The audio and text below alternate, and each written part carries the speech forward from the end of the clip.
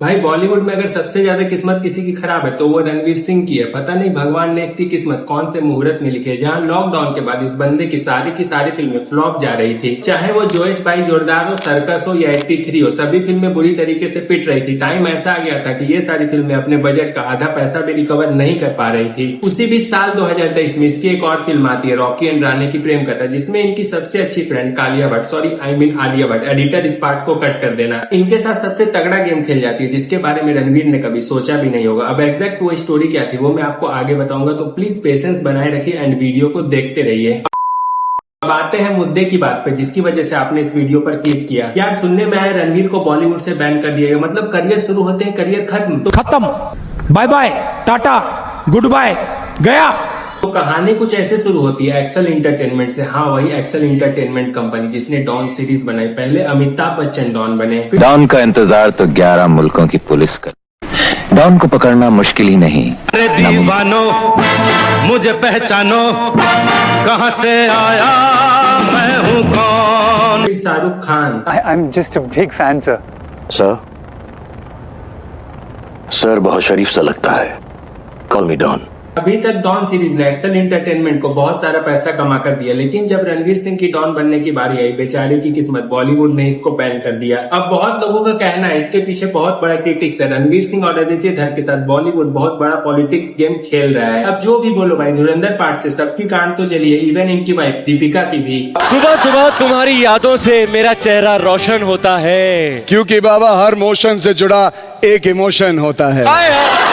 तो आप ही बताओ, किसी का हस्बैंड स्ट्रगल कर रहा है एंड जब वो सक्सेस कर जाता है तो उसकी वाइफ का कोई रिएक्शन नहीं आता। इस पूरे विवादों की जड़ है इस मूवी की स्क्रिप्ट। जब फरहान अख्तर मूवी के स्क्रिप्ट को लेकर शाहरुख खान के पास पहुंचते, किंग खान ने साफ मना कर दिया वो डॉन सीरीज में काम नहीं करेंगे। फिर भी फरहान अख्तर उन्हें बार बार अप्रोच कर रहे थे, कभी फोन कर कभी उनके घर पे जाकर। लेकिन भाई शाहरुख खान को पता है उन्हें कौन सी फिल्में करनी है और कौन सी नहीं, क्योंकि पठान, जवान और डंकी से पहले शाहरुख खान भी बहुत स्ट्रगल कर रहे थे। उनकी बैक टू बैक सारी फिल्में फ्लॉप जा रही थी। लोगों ने तो ये तक कहना शुरू कर दिया था शाहरुख खान का करियर खत्म। पहले जैसे अब शाहरुख खान में बात नहीं रही, एज के साथ उनको भी रुक जाना चाहिए, हो गया उनका टाइम।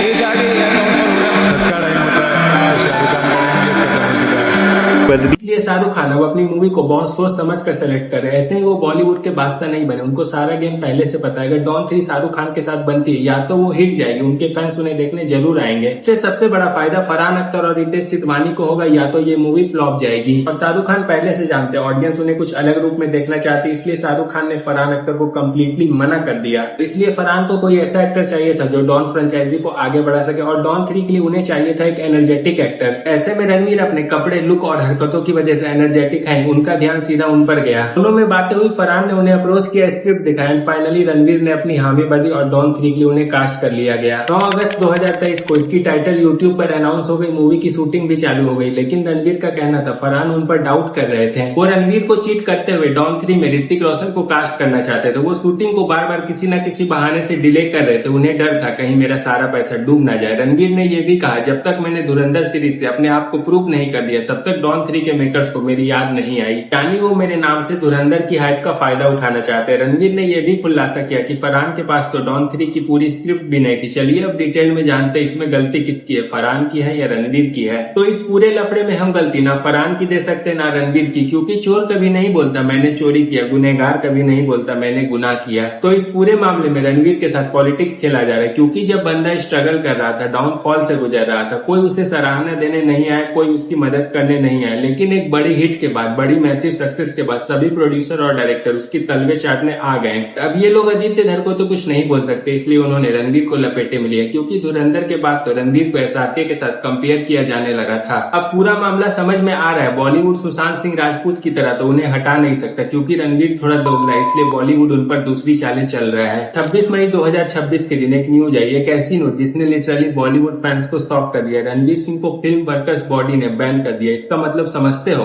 इसका मतलब रणवीर सिंह अब बॉलीवुड में काम नहीं कर पाएंगे जब तक ये बैन हटता नहीं। अब सिचुएशन इतनी ज्यादा सीरियस हो चुकी है कि बात मामूली नहीं रही। ऑफिशियली इंडस्ट्री, लीगल और करोड़ों के डैमेज तक बात पहुंच गई है। रिपोर्ट के अनुसार वेस्टर्न इंडिया सीन एम्प्लॉयज या एफवाइस रणवीर के against non corporative directive issue कर दिया है। एफवाइस इंडिया की सबसे पावरफुल फिल्म वर्कर एसोसिएशन में से एक मानी जाती है एंड इसके अंदर लाखों वर्कर्स आते हैं। अब इसका मतलब ये नहीं है कि रणवीर सिंह अब बॉलीवुड में काम नहीं करेंगे, क्योंकि मामला अभी तक कोर्ट तक नहीं पहुंचा है। हो सकता है सिचुएशन आगे और बिगड़े तो मामला कोर्ट तक पहुंच सकता है। लेकिन मामले को सुलझाने के लिए फरहान अख्तर ने कहा है कि उनका फिल्म में 45 करोड़ रुपए लगा है, उनका 45 करोड़ रुपए का लॉस हुआ है। स्पोर्ट बॉय फिल्म मेकर सभी के पैसे पेंडिंग में है, ड्यूज है, वो उन्हें 45 करोड़ रुपए दे दे और गेम से आउट हो जाए। किसी को स्क्रिप्ट पसंद नहीं आती, किसी को डेट का इशू होता है, लेकिन रणवीर का केस थोड़ा अलग है। रिपोर्ट के मुताबिक फरहान अख्तर के साइड से कंप्लेंट फाइल किया जाता है कि रणवीर ने लास्ट मोमेंट पे आकर फिल्म छोड़ दी, जिससे प्रोडक्शन को मैसिव फाइनेंशियल लॉसेस हुआ है। और यहीं से एंट्री होती है एफ वॉइस के। एफ वॉइस ने बोला कि अगर कोई एक्टर इतने बड़े प्रोजेक्ट को सडनली छोड़ देता है, स्पेशली जब प्रोडक्शन में और प्लानिंग में करोड़ों लग चुके होते हैं, तो सिर्फ इसका इम्पैक्ट प्रोड्यूसर को नहीं पड़ता, इसका इम्पैक्ट उन हजारों वर्कर्स पर पड़ता है जो इनडायरेक्टली फिल्म से जुड़े होते हैं। Spot boy, lightman, junior artist, costume department, set designer, technicals. एक बिग बजट बॉलीवुड फिल्म सिर्फ एक एक्टर से नहीं चलता, उस फिल्म से पूरे एक आदमी की घर चलती है। और इसी रीजन की वजह से एफ वॉइस ने स्ट्रिक्ट एक्शन लेते हुए कॉर्पोरेशन डायरेक्टिव इशू कर दिया।